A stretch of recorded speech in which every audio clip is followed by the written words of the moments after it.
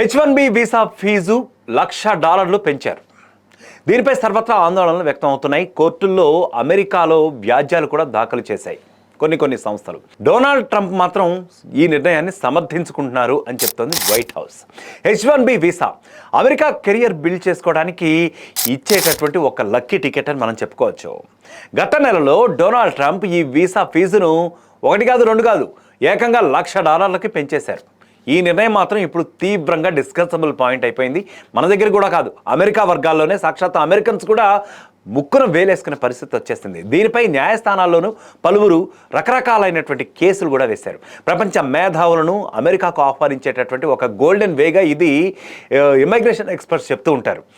ఉద్యోగులు కానివ్వండి, ఎక్స్పర్ట్స్ కానివ్వండి, ఈ వీసా ద్వారానే అమెరికాకు వచ్చి తమ ప్రతిభతో ఈ రోజున ప్రపంచ టెక్ దిగ్గజాలనే ఏలుతున్నారని చెప్పుకోవచ్చు. ముఖ్యంగా అందులో ఇండియన్ చాలామంది ఉన్నారు.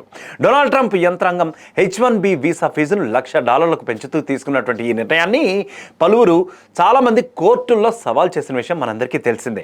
తాజాగా ఇదే అంశంపై అమెరికా అధ్యక్ష భవనం వైట్ హౌస్ స్పందిస్తూ ఫీజు పెంపును మాత్రం సమర్థించుకుంటోంది. H1B వీసా విధానంలో మోసాలు జరుగుతున్నాయని white house press secretary Karoline లెవిట్ అన్నారు.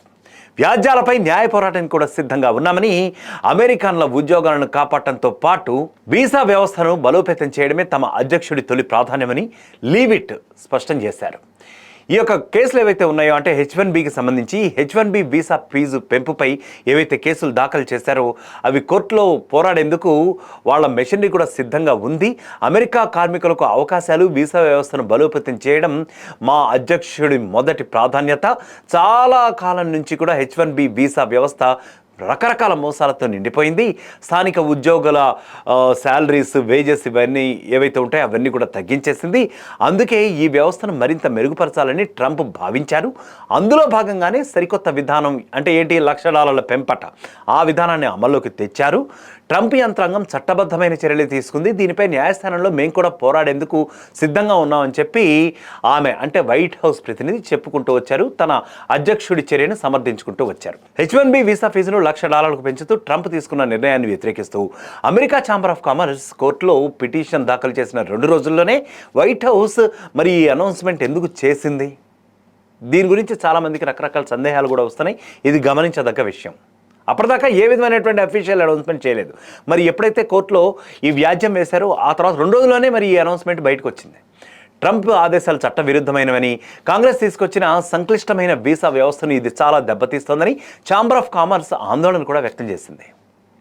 H1Bపై ఆధారపడ్డటువంటి వ్యాపార సంస్థలు ఏవైతే ఉన్నాయో వ్యాపారులపై ఇది తీవ్రంగా ఇన్ఫ్లుయెన్స్ చేస్తోందని, దాని ఇంపాక్ట్ చాలా నష్టపూరితంగా ఉంటుందని ఆ పిటిషన్లో పేర్కొనడం జరిగింది ఛాంబర్ ఆఫ్ కామర్స్.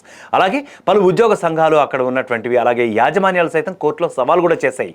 అటు ట్రంప్ తన నిర్ణయాన్ని మాత్రం వెనక్కి తీసుకోవాలంటూ అమెరికా చట్టసభ సభ్యులు కూడా ఒక లెటర్ రాశారు. ట్రంప్ నిర్ణయం అమెరికా కంపెనీలపై తీవ్ర ప్రభావం చూపుతోందని, నైపుణ్యం కలిగినటువంటి, ఎక్స్పర్టైజ్ కలిగినటువంటి విదేశీ వర్కర్స్ ఎవరైతే ఉన్నారో వాళ్ళని మనం ఇప్పటికే కోల్పోవాల్సి ఉంటుందని వారు ఇప్పుడు వర్రీ అవుతున్నటువంటి పరిస్థితి అయితే ఉంది. అమెరికా వ్యాపారాల ప్రతినిధిగా ఉన్న US chamber of commerce Trump అడ్మినిస్ట్రేషన్పై ఫెడరల్ కోర్టులో కూడా ఒక వ్యాజ్యాన్ని దాఖలు చేసింది, ఒక కేసును దాఖలు చేసింది. ఈ కేసు ప్రకారం కొత్త H1B వీసా దరఖాస్తులకు $1,00,000 ఫీజు విధించడం చాలా అన్యాయమని, ఇది ఇమిగ్రేషన్ చట్టాలను ఉల్లంఘిస్తోందని కూడా పేర్కొంది.